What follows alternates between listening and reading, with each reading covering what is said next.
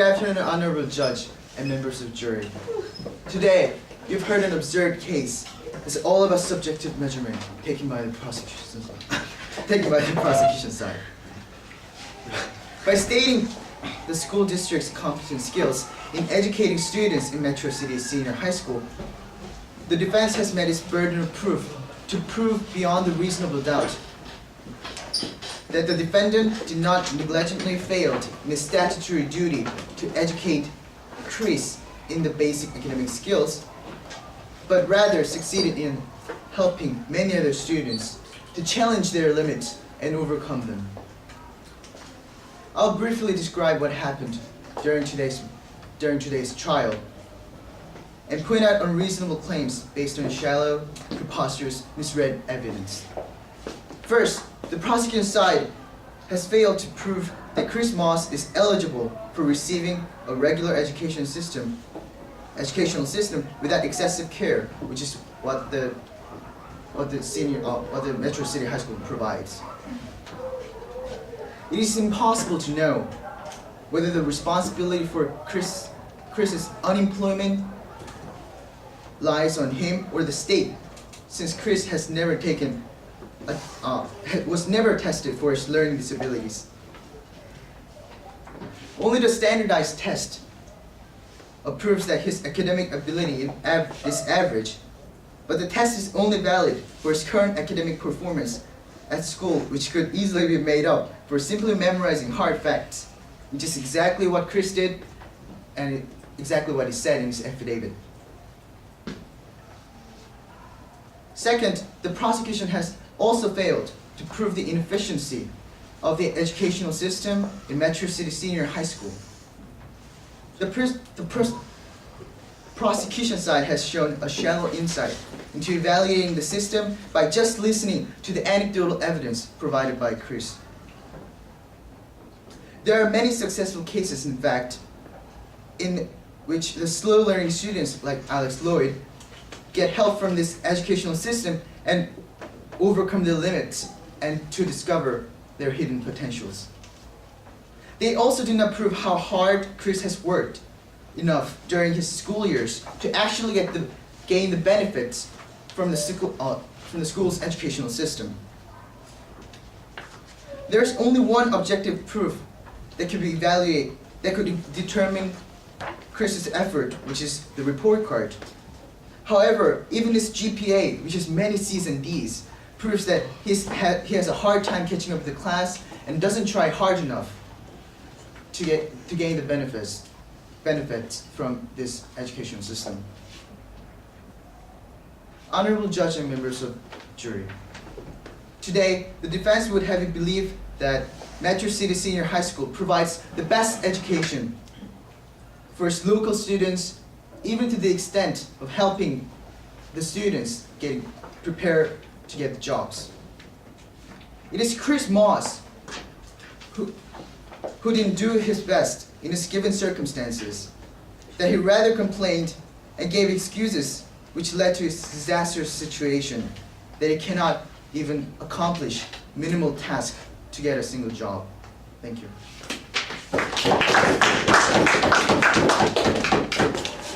Okay. Plaintiff. Yeah.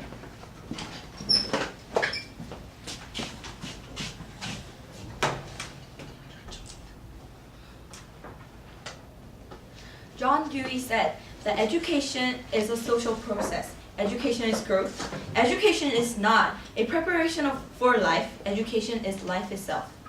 Good afternoon, honorable juries, ladies and gentlemen. Today I'm standing here to prove that that Metro City Senior High School must pay $20,000 to Chris Moss for providing irresponsible education. I'm going to briefly summarize today's case and then move on to our side's arguments, proving why Metro City High School must take responsibility for Chris Moss's case. Today we are dealing with the educational problem with Chris Moss. Chris Moss is a senior at a Metro City Senior High School. Until now, Moss has never been tested for any learning disabilities, and the standardized test scores indicate that he is an average student. However, his basic skills in reading, writing, and arithmetic are extremely weak, making him to find difficulties to function adequately in society also. So, Moss has been unsuccessful in finding and holding a job for last year and a half. Because of educational malpractice of Metro City School District, Moss has lost his normal life to be hired and earn money to support his life.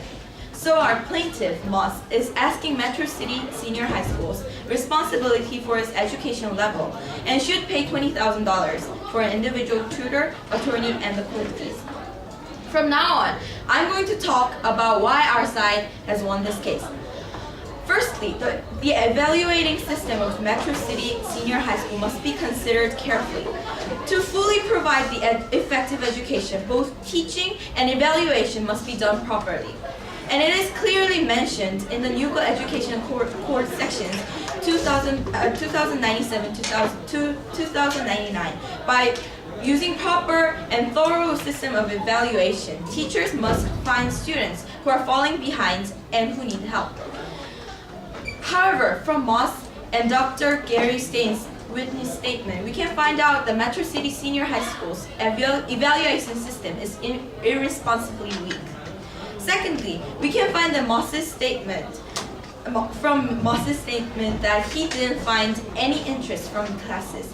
He said it is boring and his teachers are incompetent because they usually lecture to students.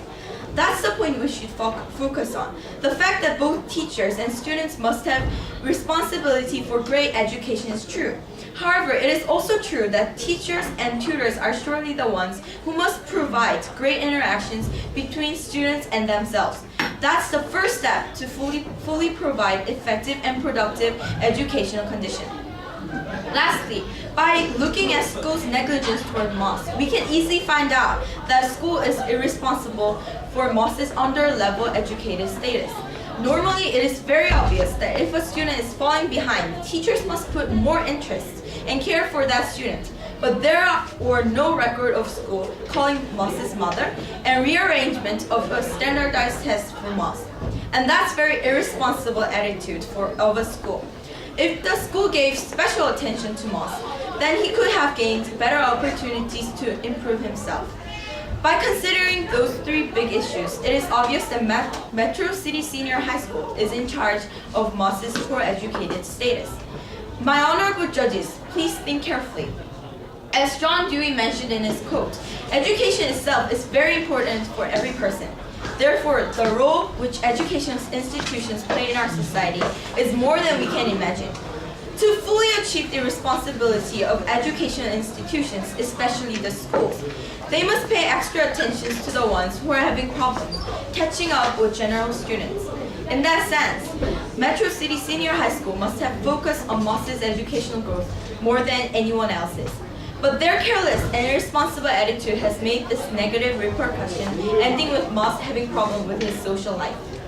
This case is not only about education, because education itself is the most important values we people pursue in our life. Properly cared education consists us, supports us, and raises us to become one society member. In this sense, it is clear that Metro City High School has to compensate $20,000, which will help him to have a new start. Thank you. Thank you.